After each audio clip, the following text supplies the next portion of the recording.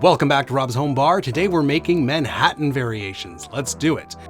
Okay, so Manhattan's not a drink that I've explored that much. There are a lot of variations to it. Some are just kind of like spirit swaps. You do a rum Manhattan, do a, I don't know, tequila Manhattan, is that a thing? But some, and then there's other ones that are kind of popular, like the black Manhattan, where you basically just swap the Sweet Vermouth for Averna.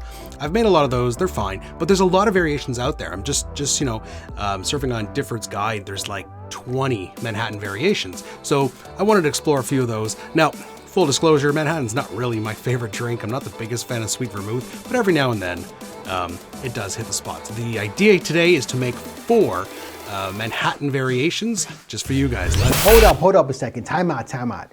Rob, you mean to tell me that you're making a Manhattan Riffs video and you didn't tell Vino about it? I mean, come on, pal. It's on my Mount Rushmore whiskey cocktails. I made a whole video about it. And if I'm not mistaken, you're not the biggest fan of the Manhattan, friend, so that's a little bit suspect, you know what I'm saying? Well, look, this is what I'm going to do for your audience, okay? I'm going to go ahead and get some stuff together, and you go ahead and make a cocktail and one of your Manhattan Riffs. And when we get back, I'll make them 2 of my favorite Manhattan Riffs, because God knows I riff on this cocktail all the time, all right? So make sure you guys stick around, because me and Rob, you know, we're going to do the whole boogie down thing.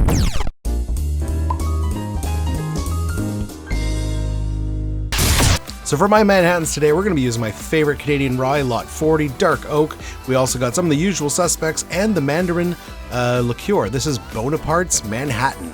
We're going to start with 1.5 ounces of rye whiskey.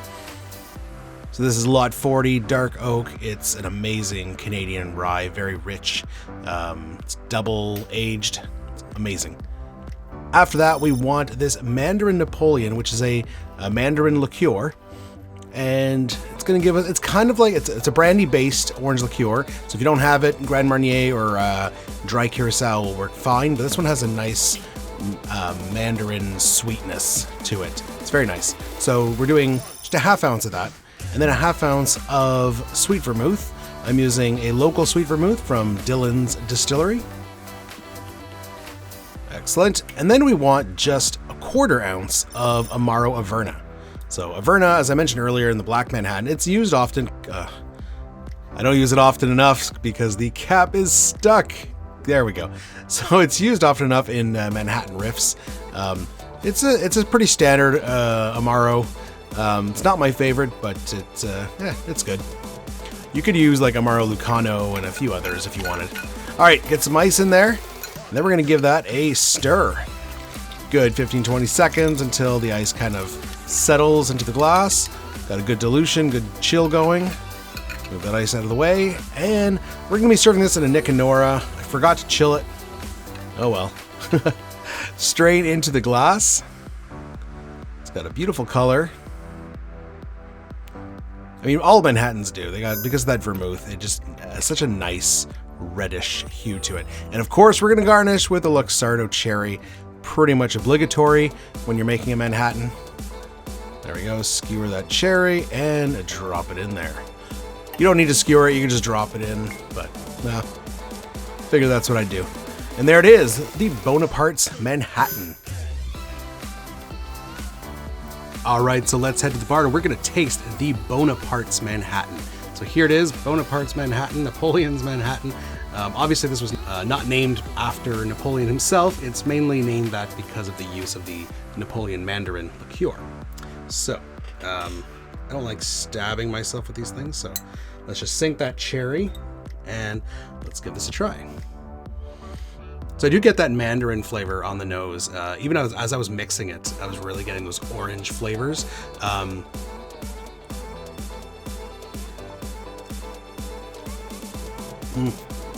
I really like that. Like I said, I'm not the biggest fan of Sweet Vermouth, so it's there, but it's kind of like toned down. The orange and the orange brandy kind of gives it a touch more sweetness and a little more kind of fragrance and aroma. The Averna kind of lost. I'm not picking up too much on the Averna.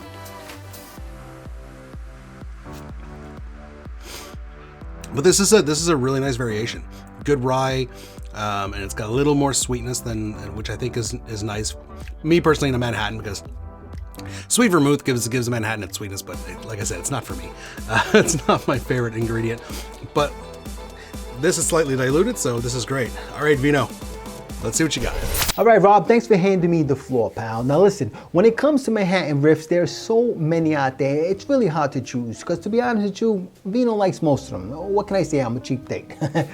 But the reason I chose this first one is because he uses Amaro. And not just any Amaro, he uses Cynar. Cynar is my favorite Amaro. Now another reason I chose is because it is called the Little Italy. And if you guys don't know, Vino was raised in the Little Italy of the Bronx. So I gotta tell you something, this cocktail for me has a very close connection, you know what I'm saying? So let's go ahead and look at what is in the sauce. The first thing we're gonna need is 2 ounces of our favorite rye. Okay, so I'm using Rittenhouse rye. I think this is probably the best mixing rye you can find. I mean, this stuff is so good, so versatile. It's a real workhorse, you know.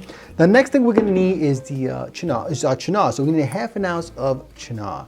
Now, if you want to try a different Amaro in this cocktail, you know, you absolutely can. You know, who's gonna stop you? But I think Cynar is the way to go.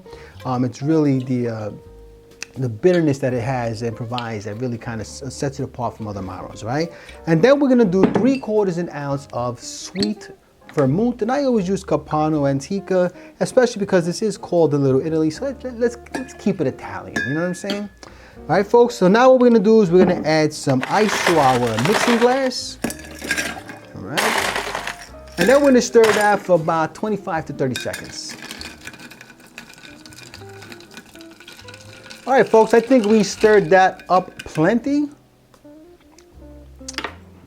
I love this cocktail, it's so freaking good. All right, now we're gonna go ahead and get our glass out, which has been chilling like a villain. I'm gonna be serving that in a coupe. And let's go ahead and pour that bad boy in. Oh, look at that, beautiful color. Got ourselves a nice little wash line there. And then we're just gonna go ahead and garnish that with a cocktail cherry. All right, I'm gonna use my little Luxardo here. Maybe I'll skew it. How about we skew that bad boy? Let's go ahead and stab it right there. And there we have it, folks. Our, so damn good. Our Little Italy cocktail. All right, folks, let's go ahead and give this little bad boy a sippy sip. I mean, I know I love it, but you know, why not? Oh. God, that is so delicious, guys. You know, look, that bitterness from the Cynar is there, but it's subtle enough where it doesn't kind of overwhelm the cocktail, but you get those deep, rich flavors. You get some citrus notes, some figgy notes too. There's a little bit of dates there going on. I mean, the Rittenhouse adds a little bit of spiciness to the cocktail. This is such a great cocktail. Absolutely fantastic. Anyway, thanks, Rob. You go ahead, brother, and show us what you got. Thanks, Vino. All right, for this next one, we're using a Tawny Port instead of Sweet Vermouth. This is the Ruby Manhattan. All right, so we're gonna start once again with our Lot 40 rye, and we're gonna do 1.5 ounces once again. Beautiful. After that, so as I mentioned, instead of a Sweet Vermouth, we're using a Tawny Port. So it's gonna give us a little more sweetness, a little less richness of the, but it still should give us a pretty good flavor. A full ounce of our Tawny Port goes into the glass. It's going to give us a nice color, hence the name Ruby. After that, we're going to do 1/4 ounce of Apricot Liqueur. This is my homemade Apricot Liqueur. So click that link and go check out that recipe. And finally, for this one here, we're going to do a couple bitters. We're going to do the Creole style bitters. I got Peychaud's bitters. Just about 2-3 dashes. Fill that with ice. Once again, give it a good stir. There we go. Fast forward. Out of the way. Another Nick and Nora. Those are my favorite Nick and Noras right there. I don't have good coupes. I know traditionally they serve Manhattan in a coupe, but I don't like my coupes. So this is why I use these Nick and Noras. There it is, and once again, the Luxardo cherry. It's just how it's done. Boom, there it is, the Ruby Manhattan. Okay, let's taste the Ruby Manhattan. All right, so this is the Ruby Manhattan. I'm gonna just remove that skewer once again. I'm excited about this one again because I'm not the biggest fan of Sweet Vermouth. This one swaps out the Sweet Vermouth entirely. for the Tawny Port. And then we have a little bit of apricot and then some Peychaud's bitters to give it a little bitterness, little anise flavor. Let's see how it works. So I think I'm picking up the port on the nose, kind of like a wine aroma, and a little anise from the Peychaud's.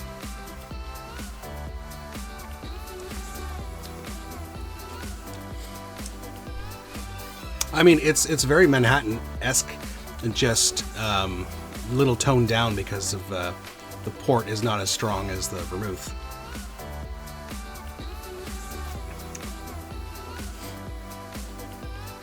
This one's not doing it for me as much as the other one. It's not bad, but it's just like a toned down Manhattan. I'm mainly getting the rye and some sweetness, but there's no kind of like flavors that are jumping out at me.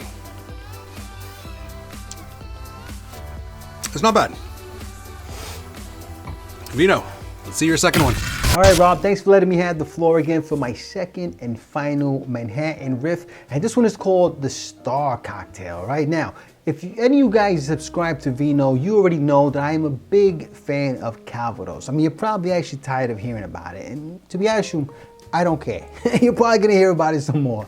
So this cocktail features Calvados instead of whiskey. So let's go ahead and look at what is in the sauce, all right? The first thing we're gonna need is 1.5 ounces of our apple brandy. I'm using Calvados because you guys know the deal with Vino, all right?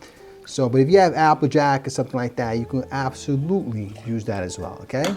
And then the next thing we're gonna do is 1.5 ounces of sweet vermouth, all right? So it's an even split cocktail, okay? A 1-to-1. Here we go. And then we're gonna go ahead and add 2 to 3 dashes of Angostura Bitters, all right? 1, 2, 3, there you go, beautiful. All right, so it's gonna add some nice complexity to the cocktail, so it's not a one-trick pony, all right? So now we're gonna go and add some ice to our mixing glass. Then we're gonna stir that for about 25 to 30 seconds.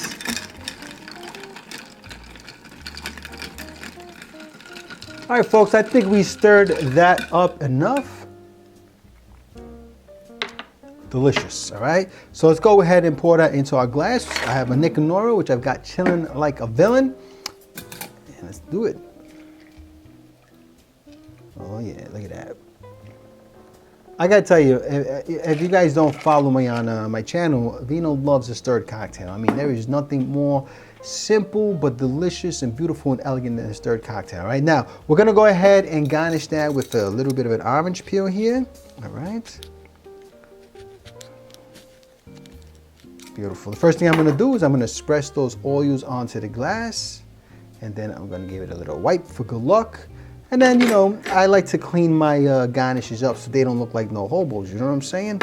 And then we'll just lay that there, and there we have it, folks, our Star Cocktail. All right, so let's go ahead and give that bad boy a sippy sip. Again, I know I love this cocktail, but yeah, that's what we do, baby. Oh, that's so delicious. What I like about this cocktail is that the sweet vermouth and the apple brandy have a very kind of a, you know, they're like a symbiotic kind of vibe. I don't know how to explain it, but they really work so well together. There's this real elegance to the cocktail. You get the apple notes. You get some figgy, datey notes going on there. A little bit of raisins. You know, it's not a strong cocktail. It's actually a very easygoing cocktail. Just a delicious Manhattan riff, right, folks? So listen, Rob, thanks so much for letting me show your audience a couple of my favorite Manhattan riffs. But guys, there are a million different Manhattan riffs out there. I tell you, you know, it's unbelievable. But if you're not subscribed to my channel, go ahead and head over to 60 Second Cocktails. And Rob, back to you, pal. Well, guys, I hope you enjoyed that. Those were 4 Manhattan variations that you can make. They're pretty simple, no crazy ingredients involved there. So if you like the Manhattan, if you want to explore some different flavors, go ahead and try some of these. Make sure you hit subscribe, hit that bell, and head over to Vino's channel, 60 Second Cocktails. Go over there and subscribe as well. And this is always a lot of fun to collaborate and to try different cocktails. So cheers, guys.